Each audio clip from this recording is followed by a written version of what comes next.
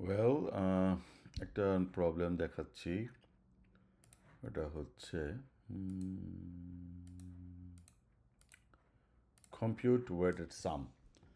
So এখানে যেটা বলতেছে, define the weighted sum of an array to be 2 times the sum of the even valued elements plus 3 times the sum of the odd valued elements। তার মানে সে weighted সামের একটা definition দিচ্ছে যে অ্যারের যতগুলো ইভেন ভ্যালু আছে সেইটার যোগফলের সাথে 2 যদি গুণ করে এবং তার সাথে যোগ করে অড ভ্যালু গুণ 3, তাহলে সেটা যে রেজাল্টটা আসবে সেইটাকে তারা বলতেছে ওয়েটের সাম। একটা ফাংশন আমাদের বানাইতে হবে যে ওয়েটের সাম, যে কোনো একটা অ্যারে যদি আমি প্যারামিটার হিসাবে পাস করি, সে ইটারেট করবে এবং একটা ওয়েটেড সাম রেজাল্ট হিসাবে রিটার্ন করবে।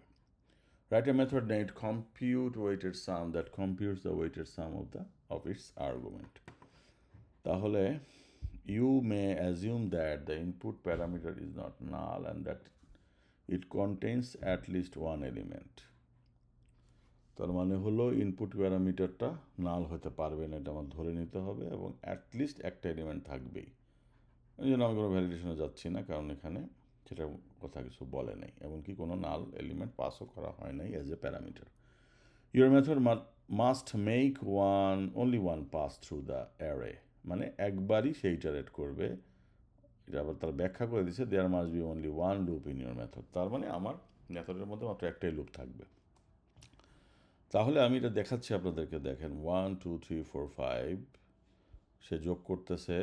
প্রথমে আমি জোড়ই ধরলাম, এখানে যেভাবে কোয়েশ্চেনে বলছে 2-এর সাথে যোগ করতেছে 4, সেটাকে 2 দিয়ে গুণ দিতেছে, প্লাস 1-এর সাথে 3 আর 5 যোগ করে যা রেজাল্ট আসে সেটার সাথে 3 দিয়ে গুণ দিতেছে, তাহলে 2টার যে যোগফল আছে সেটা রিটার্ন করতেছে। এই ফাংশন রিটার্ন করছে 939, এটা 39ই হবে। খুবই ইজি একটা জিনিস, তারপরেও করতে এটা হলো 3টা কোশ্চেনের একটা কোশ্চেন যে মহারিষিতে আসে, যেটার একটা তো ইজি থাকবেই।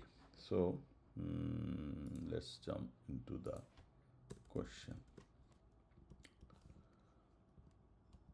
আমি একটা জাস্ট পাবলিক স্ট্যাটিক ইন্টিজার বানিয়ে নিচ্ছি, রেজাল্ট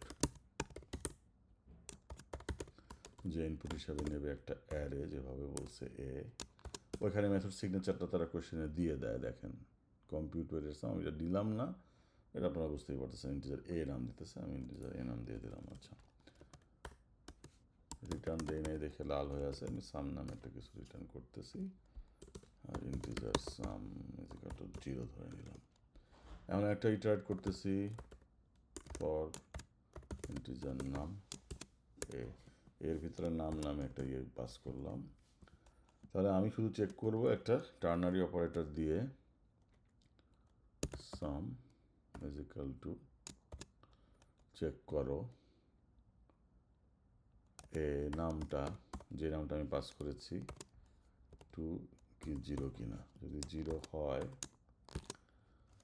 তার মানে এটা জোড়, তাহলে আমি কি করব, সাম প্লাস ইকুয়াল টু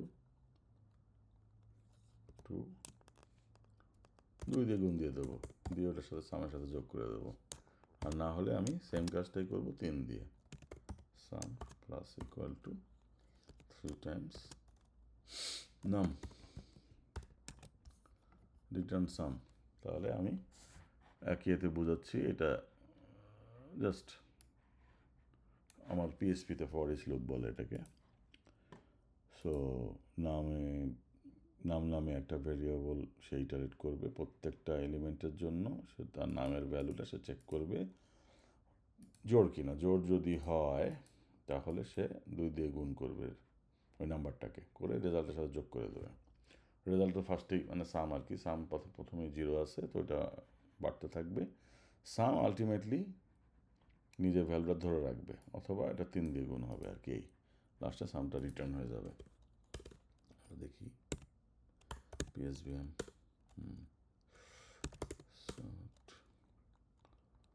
রেজাল্ট না, নিউ নতুন ইন্টিজার 1 2 3 এরকমই ছিল 4 5 কোশ্চেনগুলো দেখে নিই 1 2 3 4 5 1 3 5 2 4 6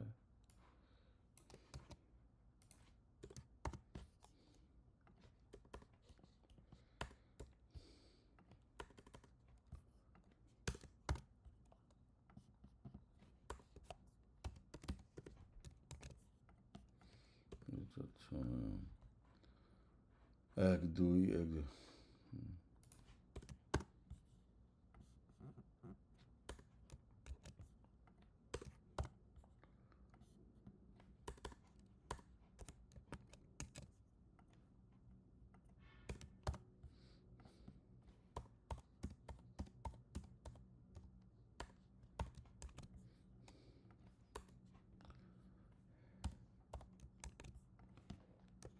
ঠিক আছে। নাও লেট আস চেক 39 27 24 3 4 0 দেখি আছে কিনা 39 27 24 3 4 0 I guess we are right. So thank you.